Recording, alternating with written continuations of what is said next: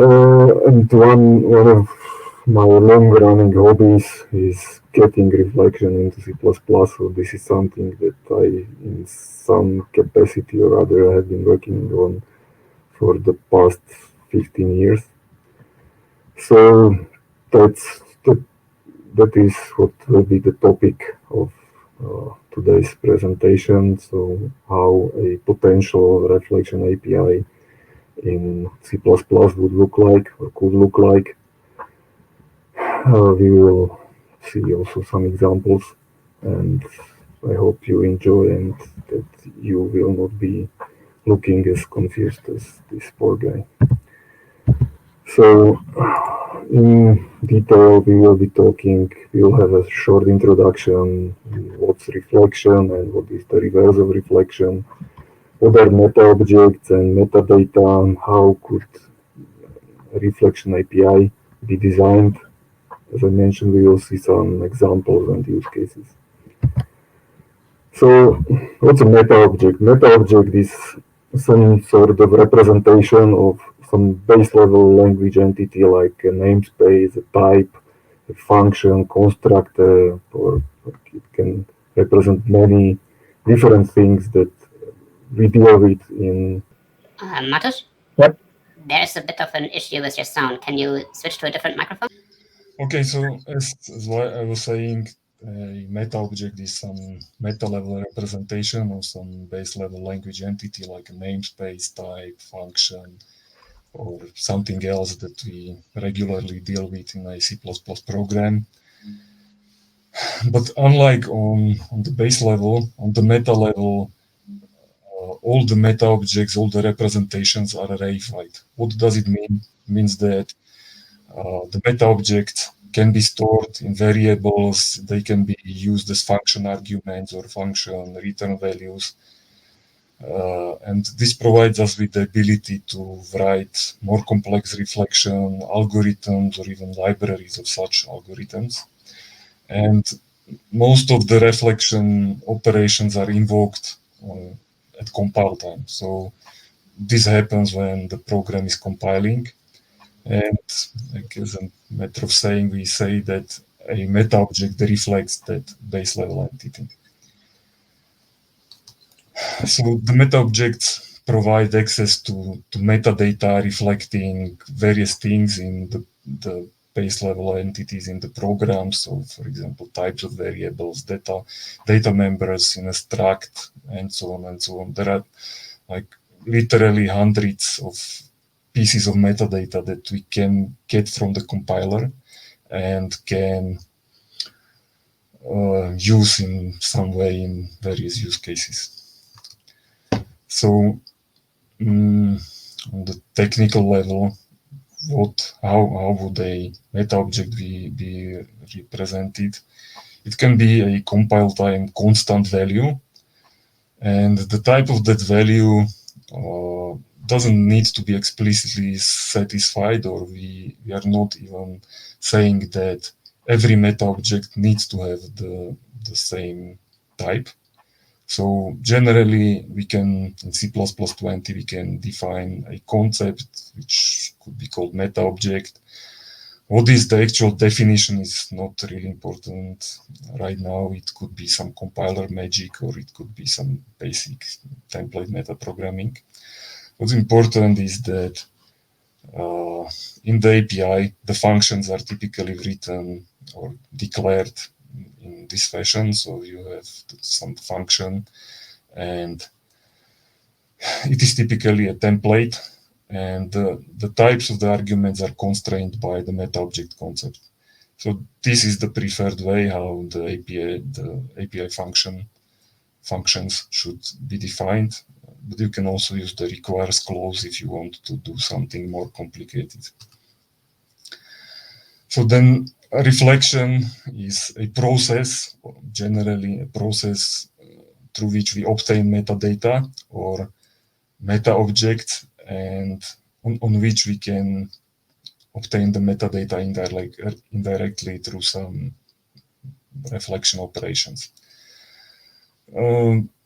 Again, from syntactic point of view, this could be done through a dedicated operator or some special language expression. In this presentation, I'm going to use this mirror keyword. So this will be basically the placeholder for what the actual reflection operator will be. This is taken from a library that I have written, and I will go into bigger detail later. So some very trivial example would be I want to reflect the int type. So I used that expression, whatever is inside this parentheses is the reflected base level entity, and this returns a constant value that we can store in a variable. And the very basic thing that we can do with it is that we can check if the type actually conforms to the meta object concept that we have declared before.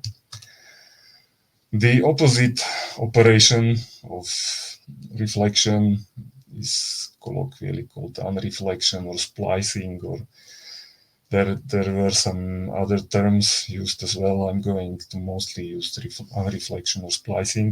This is basically going back from the meta object to the entity that is reflected by the object. So basically getting back to a base level type that we use in declaration of a variable, getting the value of an enumerator, and so on and so on. Another example would be, for example, invoking a function or a constructor through some operation on the meta object, which is reflecting the base level entity. In more general terms, splicing can also mean emitting a snippet of code which somehow references the meta object and basically splicing it back into the program as if it were written by you as a normal program construct, but we can do some additional magic. If we reference meta objects, we can splice them back within that snippet of code and so on. But this is still in the future, and there are some use cases for this, but this is not something that's settled. So generally, what is a reflection API? It is a set of functions which are operating on the meta objects. And these functions can be classified or grouped into various categories depending on some criteria. For example, their use. So we can have some classification functions saying what we are reflecting, extracting some primitive pieces of metadata, having some operations on containers of meta objects, having some more complex algorithms which are still reusable, having some helper functions like predicates, comparators, transformation functions, and we can even provide some syntax sugar like placeholder expressions and so on. And again, most of this is done in the const eval or constexpr context. So this happens during the compilation. The whole evaluation happens then, and you just get the result of the whole computation, which is done at compile time, then emitted into the program. So what would be the design considerations for a reflection API?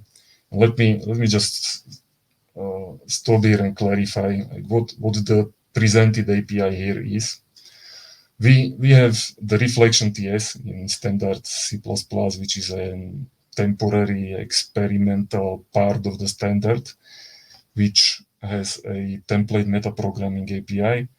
This is considered sort of obsolete way how to do things. So now we have some other proposals. We have some sort of consensus on a const eval API, and this is the thing that I'm presenting here is another alternative how the reflection API could be designed. So the goals here were to have a functional style API which has some clear syntax. It should support as many use cases as possible. It should provide not just basic metadata extraction operations, but also some algorithms, which basically algorithm library, which allows you to handle various use cases and patterns. And it should support composition of those algorithms and the basic functions into custom, bigger algorithms, which can be used in place where they are needed. Another very important things from the usability point of view would be proper interaction with argument-dependent lookup. So no excessive name qualification should be required, and it also should be similar to the STL and other libraries like Boost. So a very first example, how could we write a reflection-based hello world program? We could declare an empty structure which is called hello, then we create an instance of that structure which is called world, and then we reflect both of those things. So here I'm getting a meta object that represents this structure, and here I'm getting another meta object that represents this variable. And a very trivial operation, one of the many that are available on such meta object is getting the name. So basically this thing prints hello world. So we have mentioned that the meta object operations are divided in several groups. So the first quite big one is the set of classification functions, which tell you what the meta object reflects or represents. So you have a lot of functions like reflects name, reflects enum, reflects record, reflects member function, reflects function call expression, and so on. And these return a Boolean value telling you like what is the base level entity that we are looking at. And this is typically used to constrain the arguments of a function, or they can be used in if constexpr clause in the condition. The other big group of function is the metadata retrieval function. So these return the individual pieces of metadata which are useful for various purposes. And some of these functions are applicable to any meta objects, for example, getting the source location or comparing if two meta objects reflect the same base level entity. And some of them work only on specific meta objects. For example, the getName operation is defined only on meta objects that reflect something that actually has a name in the base level program. Likewise, the getType function only makes sense on meta objects which reflect something like a variable or a constant or a function, all of which have some associated type. So these functions can return values of various types. Many functions, as I mentioned, return Boolean values. Then you have functions that return integers like the get source line, get source column. Functions that return other constant values, for example, enumerator values or pointers and references. And we have some functions which return strings, like get me the source file name or get me the name of the base level entity. Another group of operations can give you back the base level types that a meta object reflects. And then there is another very big group of operations where you, for one meta object, you get another meta object. So for example, you have some declaration which is made in a namespace and you want to know what is the meta object reflecting the scope of the original declaration. you can call this getScope function, and yeah, we will see other ones. So some slightly more complicated example would be like we have some sort of logging API. We have some where there is a representation of the log, and in the process of the logging, we want to write down what is the base level entity that is related to a log message. And one way how to do this would be to reflect the related meta object or meta object, pass it to this function, and then we can use some of the operations that I have mentioned. For example, I can check if that meta object reflects the global scope, I say this. Otherwise, if it reflects something that has a name on the base level, I can call this getDisplayName function, the prototype for which is here, and you can see that it returns a string view, and the parameter is constrained only to meta objects that reflect something that has a name. If neither is true, then I print something else, and then I have some operations that are applicable to whatever the meta object reflects, so the source file, the line, and the column. So these are the operations which give you the source location information. As I mentioned, we have several functions which can give you the name of the base level entity. So this getName operation is the most basic, and it will give you the immediate thing, the immediate name how the base level entity was declared. So for example, if you reflect std string, you will get something like basic string. Then you have another operation which is called getDisplayName, and this if the compiler knows some quote unquote more user friendly or human readable name like an alias, you can get something like string.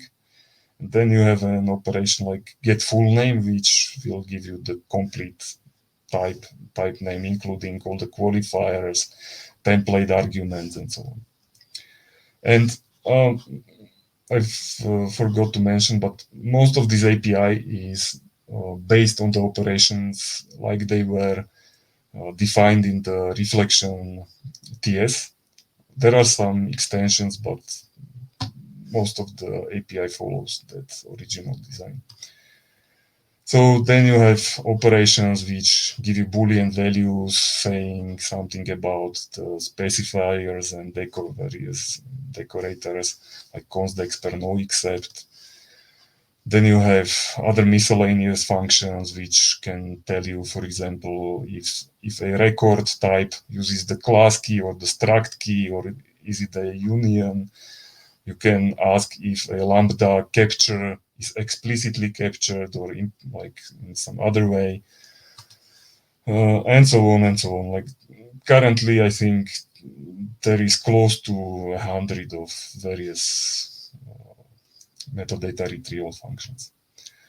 Then another group of functions which is actually doing the unreflection or splicing are these ones. So for example, you have a meta object that reflects a constant like an enumerator. You can get back the value of the constant. If you have something that reflects a variable, you can again get the value of the variable. You can get the variable of a record member in some particular object.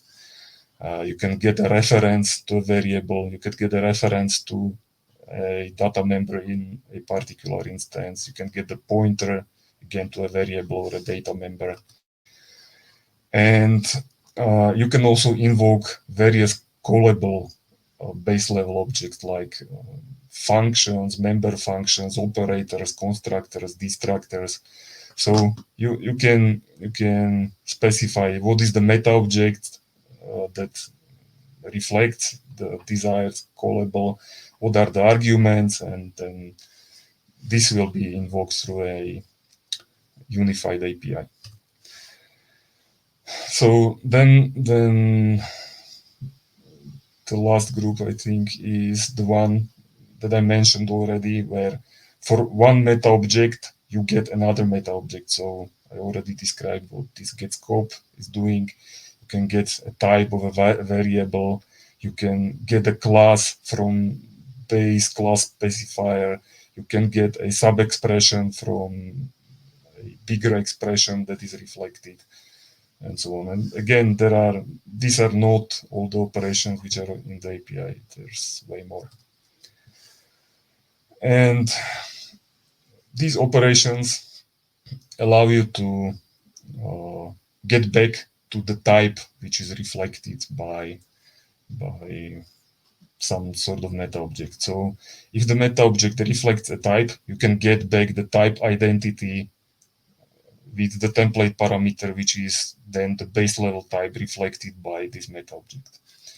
And if you're familiar with libraries like Boost HANA, for example, and other template-based const eval or constexpr libraries, this is quite a common pattern where you use this type identity as a representation in some type, and you go from basically a value-based world to types, and you can do some manipulation of those types in some functional style algorithms, unlike in TMP, where you would use templates or template aliases. Okay, so then the last type of meta object that I didn't mention in bigger detail are meta object sequences, and these are basically containers of other meta objects.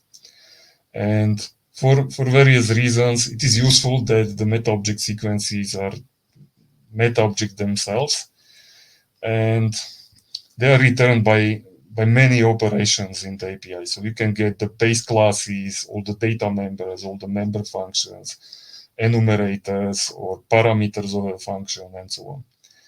And one notable thing about the sequences is that when you get the meta object sequence, the elements of the sequence are not immediately materialized. So if you, for example, reflect the big namespace like namespace boost, which can contain like thousands of declarations, and you only want to check, okay, is this namespace empty? You don't need to materialize all the meta objects. You want to do this only later and only if it is necessary. So again, these are some of the functions that return sequences. I mentioned get base classes. You can get the captures of a lambda. You can get the constructors of a class. You can get the destructors. You can get the enumerator values, member types, operators, parameters, and so on.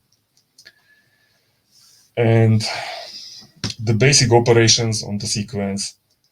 The first one is identifying is a variable of some type actually a meta object sequence. So this returns true or false, depending on if the argument is actually meta object sequence. Then you can check if the sequence is empty, what is the number of elements in the sequence. You can get the individual elements. If you have multiple sequences of meta objects, you can concatenate them, and there are some other operations we will see in a second. So one of the most trivial operations on a meta object sequence is for each, which does basic iterations. This is basically the same, at least in functionality, to stud for each. So you have some meta object sequence, so a container of other meta objects, and you want to call a function on each one of the elements. So for example, I have an enumeration of weekdays. I want to get all the enumerators. I reflect that enum. I want to get all the enumerators which are in that enum type. And on every one of them, I want to do this thing. So I want to get the name of the enumerator, and I want to print the value of the constant as an integer. Another thing that I mentioned before, this is basically syntax sugar, are placeholder expressions. So this is nothing new. We have seen placeholder, and we have placeholder expressions in various Boost libraries. We also have them in the standard library now. So there are some constant objects which are called, their names are spelled like this, so _1, _2, and so on. And then you have expressions where the expression takes one of the placeholders as one of the arguments. And what the placeholder expressions do is they don't actually immediately call some sort of reflection operation. They create a callable object like a lambda that can be called later. And the reason why we have the placeholder expression is that lambdas are nice and they have really short and nice syntax. But with the placeholder expressions, you can shorten the expressions even more. So basically, this could be viewed as laziness, but I think that in many cases they also improve the readability. So there is some syntax in the lambdas that sometimes gets in the way of understanding what's happening, and the placeholder expressions help with that. So really quick how they are implemented. So there is some template which is called placeholder_expr. It has some function which is stored somewhere inside. It has a call operator. Then you have these two placeholders, and for every actual reflection operation, so this would be an actual operation like get name, get type, or whatever else, you have another overload, which instead of a meta object takes the placeholder expression, and it basically returns a lambda that can be called later with an actual meta object. So some very simple examples of predicates. So I can create a lambda that will later be able to check if a meta object reflects something named, if it has a type. So you can compose them into more complicated things. You can have some comparators, so you can check do these two meta objects reflect the same base level entity? What is the comparison of the name of the left and the right, and so on. And again, all of these do not do any immediate reflection operations. They just return lambdas that can be used later. And so the last big group of placeholder expressions are various transforms, and here you can see that you can do some pretty complicated things. So, for example, this can be a placeholder for something that has a type. You can get the scope of the type, you can get the name of the scope, and you can get the length of the name. And this is, if you try to do this as a lambda, it will be like more typing. Okay, so then why would be all the things that we mentioned before, or how can they be used in some bigger things? And this is where algorithms come into play. So they implement some small specific pieces of functionality, which is not really trivial, but it is reusable, and it can be combined into various even bigger things. And these algorithms are based on the primitive meta object operations that we have seen before, and they can be combined into custom algorithms in place as they are needed. They can interoperate with the placeholder expressions, and most of the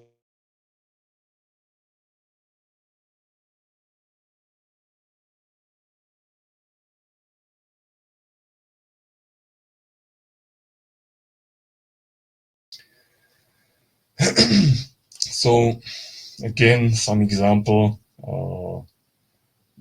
transform algorithm, what it does, it takes a meta-object sequence, so a container of meta-objects and some sort of function, transformation function, and it goes through all the meta-objects in the sequence and calls this function and returns another meta-object sequence that contains the transform meta-object. So some example. There is no operation in the API which is called get parameter types, but you can very easily create one if you need it in place. So you get the parameters of something which will be specified later. Then for each of the parameter, you get the type of that meta object and you tie it together with the transform algorithm. Similarly, you want to get the base class type. So when you call this function base classes, you don't get immediately the types of the base classes. You get a meta object that combines the type of inheritance of virtual or not virtual, the access, private, protected, public, and the actual type. And if you want to extract just the type, you need to call this get class function, and this is how you can use it together with the transform algorithm. Then you have things like filter, which takes a sequence and a predicate, and it returns a new sequence which contains only the meta objects which satisfy this predicate, or remove it, which is the opposite. So for example, I want to define an operation which will give me only virtual functions. So again, this is a placeholder expression, so this can be specified later. For whatever it is, you get all the member functions which are there, but we filter only those for which is virtual returns true. The same thing for non-static data members. So you can get the data members of something, and you remove all for which is static is true, and you get only the non-static ones. Same with countif. This is pretty trivial, so you can count something depending on, for example, if it is public, or if like a data member has a specific type trait, and so on. Then you have some search functions. So find if and find if not return to you the first meta object in this sequence which satisfy or doesn't satisfy this predicate. So you can, for example, get all the member functions of some class, and you want to find the first one for which the name is full, or again, get me the first data member which is non-static in some sort of class. Then this find ranking operation is similar to what we have seen before, but it is slightly more complicated. And what this is doing is that it again takes some meta object container. It takes a query function and a compare function or comparator, and it takes every meta object in this container. It calls this query function that will give you some piece of the metadata, like for example the get name function or something else, is static, is virtual, and so on. And it will compare the returned values by these other functions, and it will give you that meta objects for which the value according to this comparator is the largest. So an example of how this could be used is that I want to get the data members of some class, and for each of the data members, I want to get its type, the reflection, the meta object reflecting its type. I want to get the size of that type, and this operation will return to me that meta object for which this expression returns the largest value. This get top value does basically the same thing as the find ranking algorithm, but instead of the meta object, it will return to you the actual value that you are checking with this query function. So in this previous case, the result of this would be a meta object. In this case, it would be the metadata taken from that meta object. So again, I want to check what is the maximum number of parameters in all the member functions of some class. So I get all the member functions. I get the parameters of each one of those member functions, and I check how many are there of them, and I want to get the maximum value of that. Again, we will see some more concrete examples. This might seem like why would I want something like that? But there are quite a few use cases where this is some thing that you need to solve in order to do the bigger things. So we will see some examples. So generally, I think you get the idea. We don't need to go through all the algorithms. There is quite many more of such algorithms like fold, join, is sorted, sort, and so on. All of, any of, none of. And the idea behind all of them is that using you could do all of those things that I have shown you before by writing for loops, for example, or template for loops. But having named algorithms improves the readability of the code. So if I have like 3 nested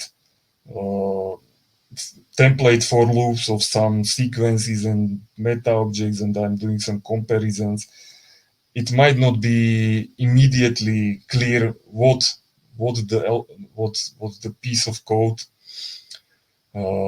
is intended to do. But if you do that composition of named algorithms, the code becomes much more readable. And usually it also requires way less typing. And the third quite useful thing is that many of the algorithms can hide some compiler magic that you shouldn't probably use directly, like in end user code, but you can hide them in for example in the filter function or in the transform function and so on. So as we have seen, one of the very important things of those named algorithms is that they can be composed in place, like from some smaller pieces into something which doesn't make sense to maybe doesn't make sense to have a specific API function, because maybe only one person of one developer of 1,000 will need that. But the composition of the small pieces allows you to create such algorithms on the fly in the place where they are useful without like defining a really big API trying to cover every use case. So some examples. I have these 2 enumerations or whatever enumerations, and I'm interested in testing if the enumerators are consecutive, the enumerator values. So here in these digits, this is 0, this is 1, and so on. So these are consecutive. These are power of 2s. These are not consecutive integers. How could I test if this is valid? So this is something pretty specific, and it might not make sense to have such operation directly in the API, but I can create that operation very easily. So again, this is done as a placeholder expression. So whatever this will be, I want to get the enumerators from the meta object, and I want to test if the enumerators are sorted according to this predicate. So if they pairwise, if for all of them this is true. So the value of the left enumerator is the same as the value of the right enumerator -1. And then we can use it several times like for the digits, it will return true. For the power of 2, it will return false. You can want to, for example, you want to print some sort of table, and for that you need to know what is where in that table you are printing enumerator names, and to do proper alignment and padding and whatnot, you might want to need to find out what is the enumerator with the longest name. So you can use the find ranking algorithm. You get the enumerator, the individual enumerator values. You get the name of each enumerator. You get the size, and you return that meta object for which this expression returns the largest value. And then you can call it in several different places. And when you find that enumerator with the longest name, you can do some other things on it. So you can get the name of the enumerator, you can print its length, and you can print its constant value. So again, I have this weekday enumeration, I have this month enumeration, and I can use that algorithm that I just constructed to print, to find that information and to do something with it. Another example, does a class have overloaded functions? So there is this group by operation, and that group by operation, what it does, it takes some container of meta objects. In this case, it is member functions. And for each of the elements, I want to get the name, and then I want to create subsequences such that the meta objects where this get name is the same will be grouped together, and this will return a sequence of other meta object sequences where they are grouped by their name. And a class has overloaded functions if there is such a subsequence where the size is bigger than 1. So there are at least two functions in a group where the name is the same. And I test if this is true by using this any-of algorithm. And like here it is 7 lines. If you tried to do that with for loops and whatnot, it definitely would be more code. Or yeah, very, very possibly. So again, we have these 2 examples. This one on the left side does have some overloaded function. Here there are no overloaded functions. You call it on the left one and on the right one, and here you get true and here you get false. Another use case, I have a structure and I want to check if there is some padding. So we can approach this like testing if the size of that structure is bigger than the size of all its data members. So what you can do, you can use this transform algorithm, or okay, let's get even deeper. So you have this type T, you reflect it, you get the data members of that type. Then you filter only those which are not static. Then for the ones which remained, you can transform them by, you don't want to have the data members, you want to get the types of the data members. And then from all those types, you want to extract the base level types. What this extract types operation does is returns to you this type list. And then just by like pretty trivial meta programming with a fold expression, you sum together the size ofs and you compare it with the size of the whole structure. And if this is bigger than the result of this, then the structure has some padding. So again, we have some examples.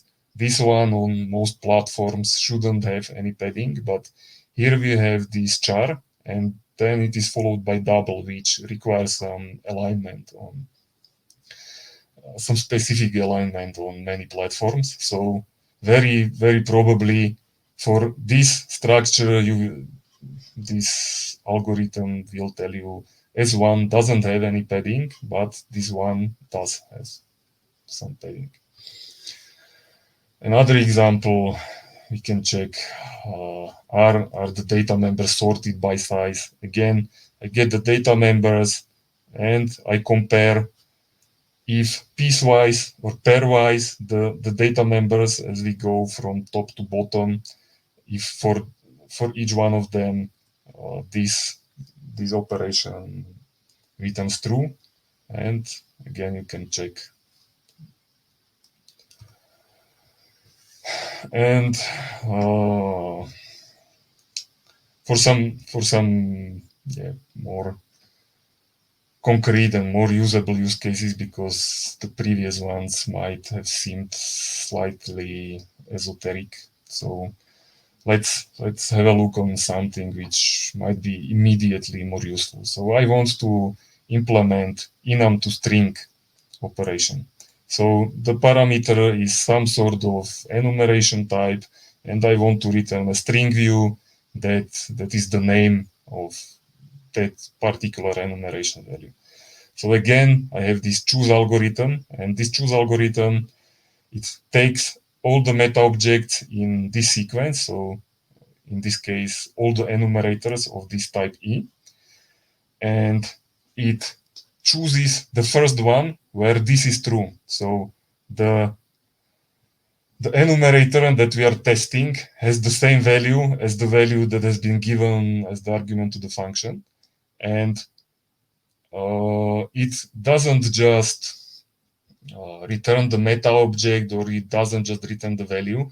There is another operation, which is the actual result. So for all the enumerators here, the first one where this is true, for that one, call this getName operation and return that. And this first parameter is the fallback. So if for some reason it happens that this has value operation, if it returns false for everything, then this value would be used as a fallback. So you would get a empty string. The other operation is basically the same. So if you look at them, they look the same way. So I don't think it is necessary to explain this. Only these two things are switched, and the return value is an optional, and the parameter is a string view. Okay, another one. This is slightly more complicated, but let's say that we have some C++ representation of the program arguments that you get in the main function. So this program arg is a single argument. It has some utility function, like what is the next argument following this one. Then you have these program args, and this is the whole set of the arguments. And then you can do the nice C++ iteration of that. And what I want to do is, I have these three things. These are some generic things, and I want to implement a generic function that will work on whatever structure that will take these program arguments, and it will try to parse the options into this object, regardless of what is this type T actually. And here we have some application-specific things, which can differ between various applications. And let's say that I want to write a very simple application, sort of like hello world, but it will print the message multiple times. So we have the actual message, we have how many times we want to print it, and we want to have some delay between each of the printouts. And I want to have this generic, or use this generic parse function to take these program arguments and to automatically parse them into the structure. And I don't want to implement it specifically for every such structure, because they can change even between different versions of an application, or can be completely different in different applications. So how would I do that?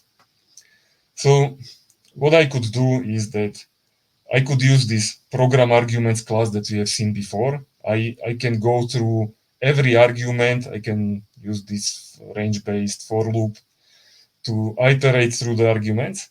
And within that, there is another nested loop where what I'm doing is that I go through every data member in this type T, in the type into which we are parsing. And for each one of them, I am going to call this function. And in this function, I get the name of the data member. I somehow compare it to the argument that I'm currently testing. The details are not really important here. And if I say, okay, this is an argument that I'm interested, this might be something that I can parse into the structure. I want to take the next argument, and I want to call this from string function that will parse the value of the argument. And this from string function needs to know what is the actual type of the data member. So again, I take this metadata member, I get its type, and I get the reflected type. So this is another example of the splicing of unreflection of the reverse operation. And you can have multiple different overloads, some for integers, some for floating points, some for chronotypes, or for whatever types you want to support. And you use this the result of this operation, which is again the type identity that we have seen before, to choose which of the overloads of these from string operations you want to call, and then you parse the string value that you get from the argument. If that was successful, then you use another reflection operation. So again, you take the meta object reflecting the data member. You get the reference within this object, and you assign the parse value. Otherwise, it prints an error message, and you are done. Another use case, you have something like virtual interfaces, many of them, and you want to track the changes in the operations within the virtual interfaces. So you want to know if somebody, for example, adds a new operation, or if they change parameter value, number of parameters, return value, and so on. And you want to produce some sort of hash which uniquely identifies what is the API of that template interface. And again, the question is how could you automate this? And again, the answer is with reflection. So you basically reflect that interface, you get the member functions of that interface, you take only those which are virtual, because these are those that you are interested in, and for all of them you use this get hash operation, which basically calculates an unique hash of some of the base level declaration that some meta object reflects. And what this thing does is basically this makes the hash of the function itself, and this makes the hash of the return value of that function. This takes care of all the parameters of the function, and you combine them together. And then this fold operation, what it does, it is sort of similar to the transform operation, but it is more generic.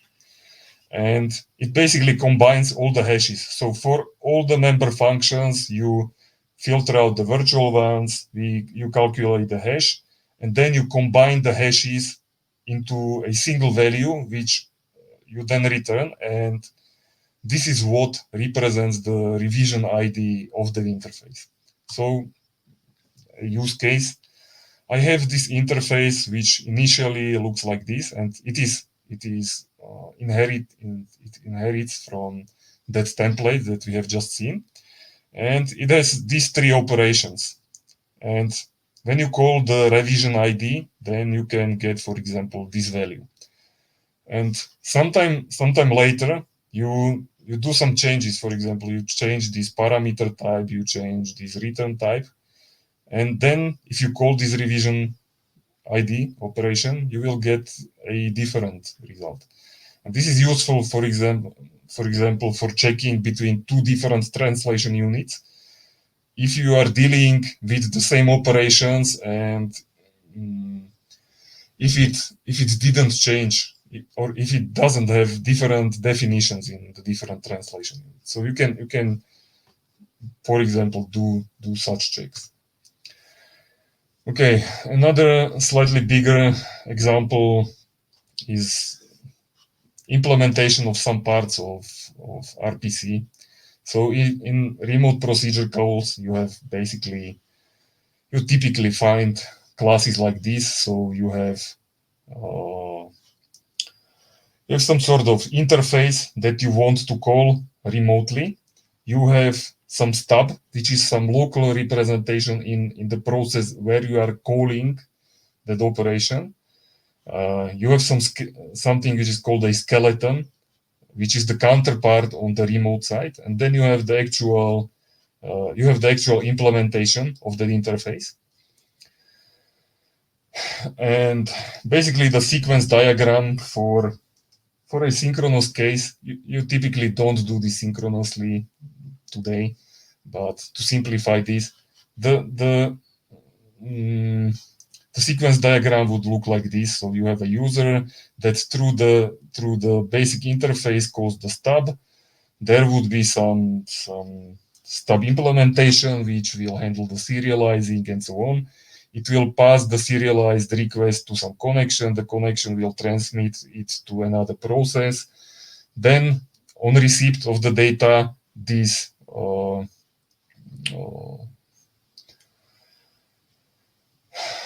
the skeleton class would be notified. Then the skeleton class needs to unpack the request. It needs to find what is the actual function that is being called.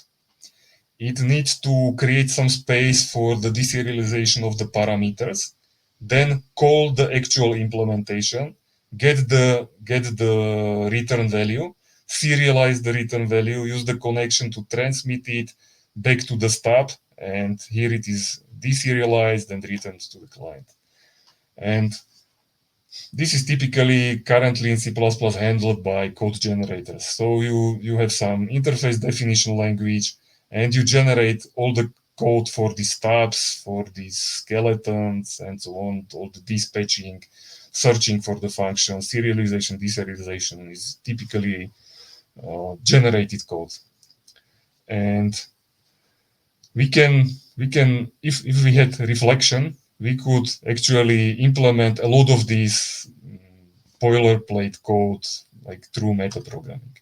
So let's say we have this interface like a calculator with some operations like add, subtract, and so on. And the question is, how could we automate the implementation of the stub?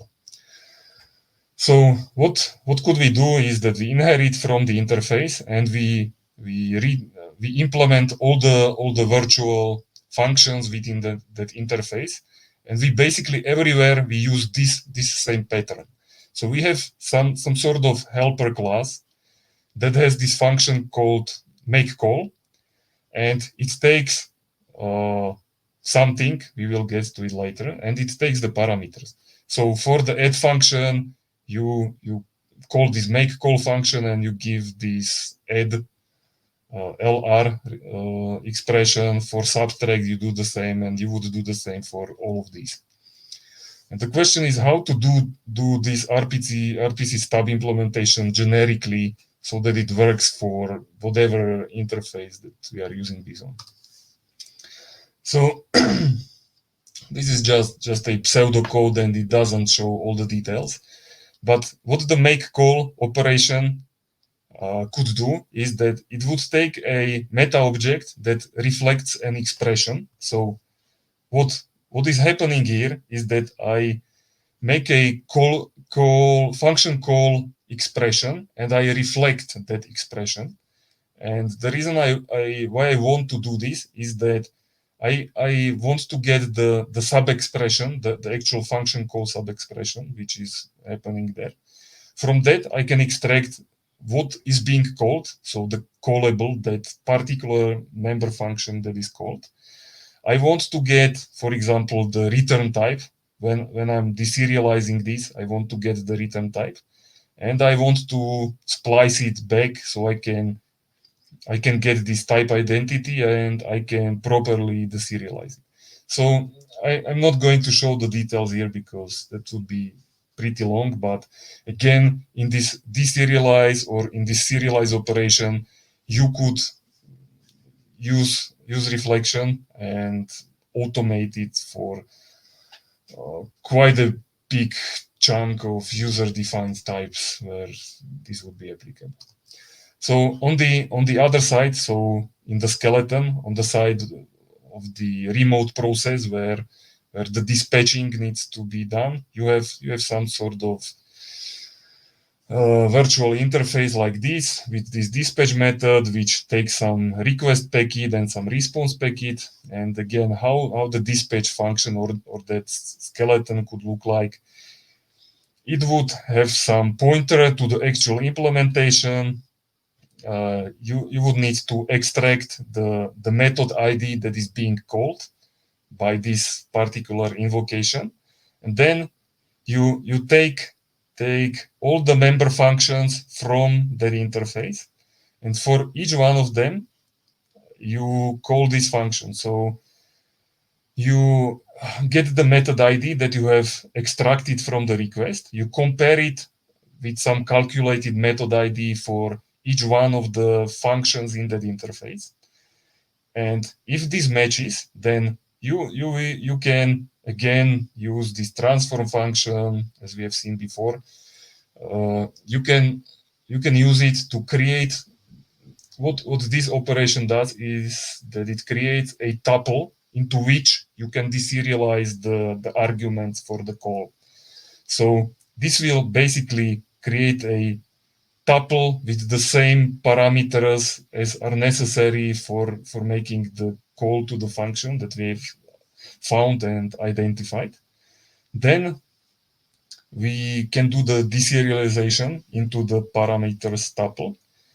This is another meta object operation which basically takes the reflection of the member function.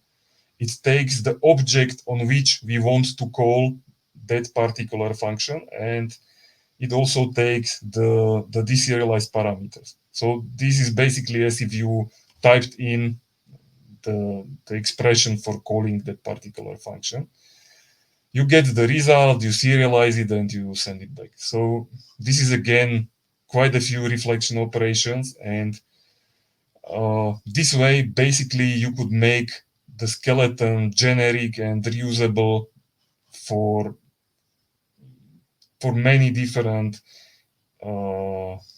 versions of this interface type.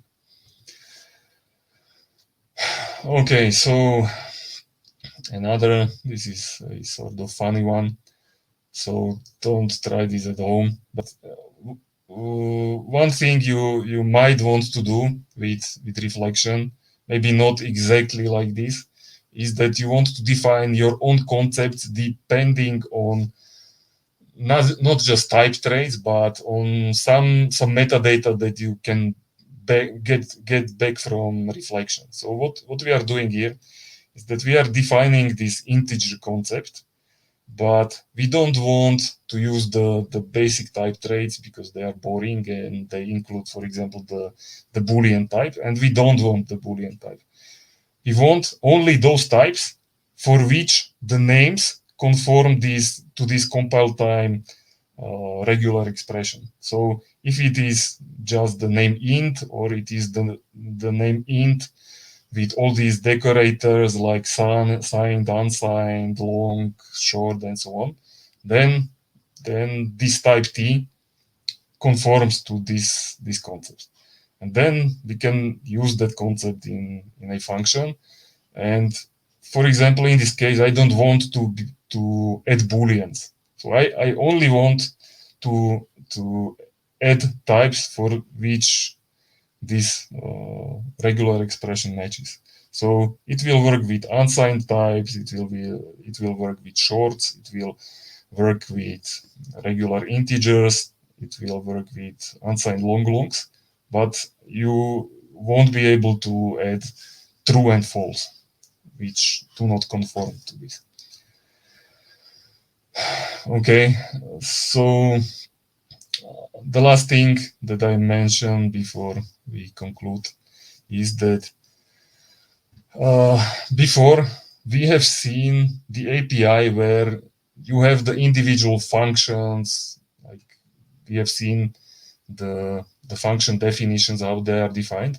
But for some use cases, it is quite useful to have another API. So in this API, you don't have many different functions. You have, for example, just this one function, which is called the has_trait.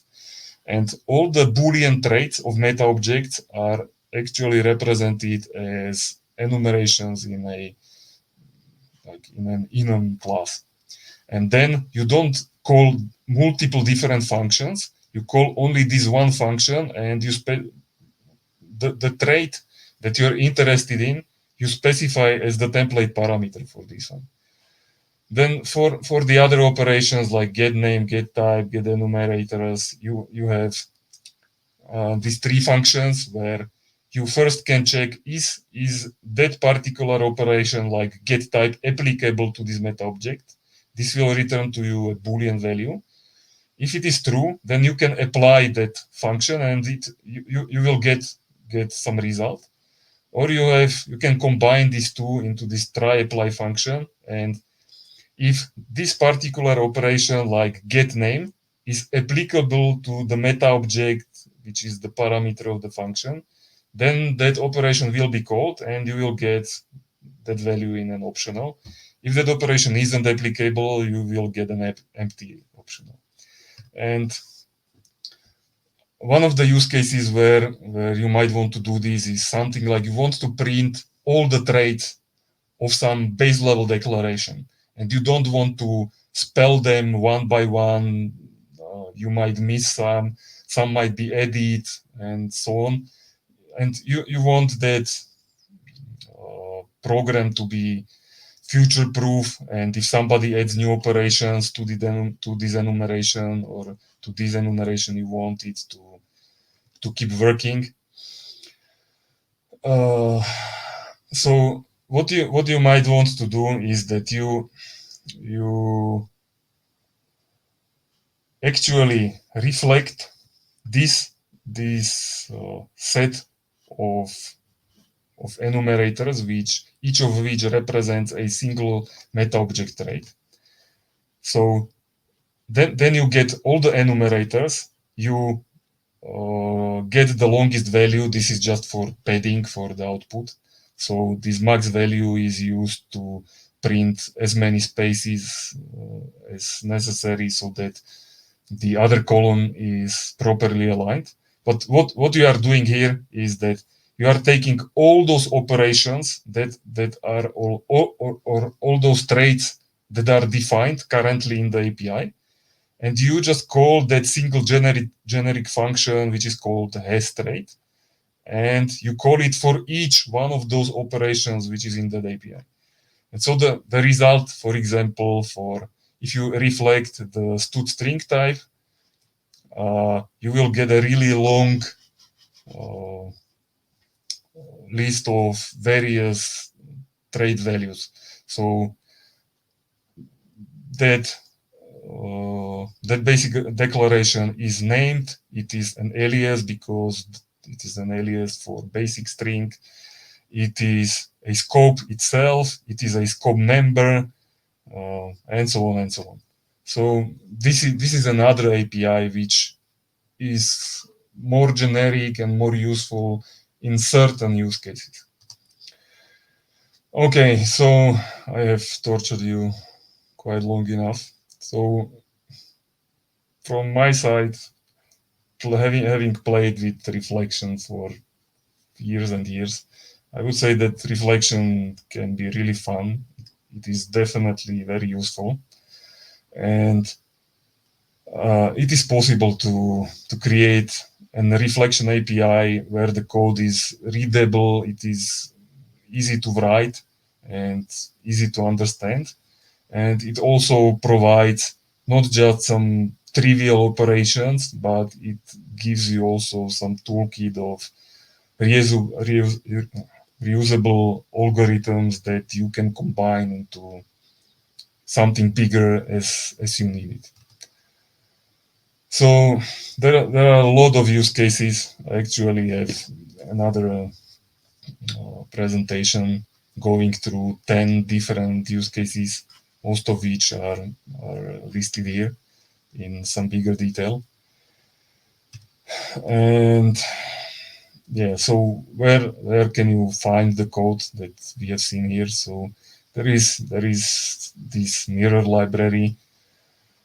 The current incarnation is on GitHub. This is like the 7th reboot since 2006. It is implemented on top of the reflection technical specification implementation, which I've done in Clang. So you need to build your own fork of Clang, but it is not really complicated. You can use a script which is included in that repository. And it basically contains all those things that we have seen before. There are some use cases which are bigger, which don't fit onto a single slide. There are many use cases. There is integration with other objects like or other projects like the compile time, regular expressions, the Chai script, scripting engine, and so on.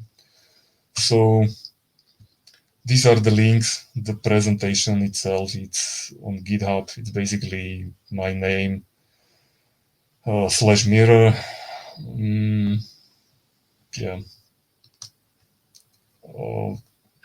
Maybe just to mention how is reflection going to look like in C++? We, as I mentioned, we have the reflection TS, which was sort of dead on arrival. It was replaced by some different API. There are still some discussions or contentions whether that API, how it will eventually look like. So we have presented here, or we have seen here one possible option. And what's next for reflection? I think definitely more splicing. One very useful feature would be the ability not to just splice a single type or a single value or a single namespace, but to splice whole fragments of code which are referencing some meta object. Another thing which is sort of planned is splicing identifiers. So you would be able to create your own identifiers depending on somehow on meta object and supporting more use cases. So yeah, thanks for your attention, and let's look at any questions that you might have. Thanks for the great talk, Matúš. That was really interesting. During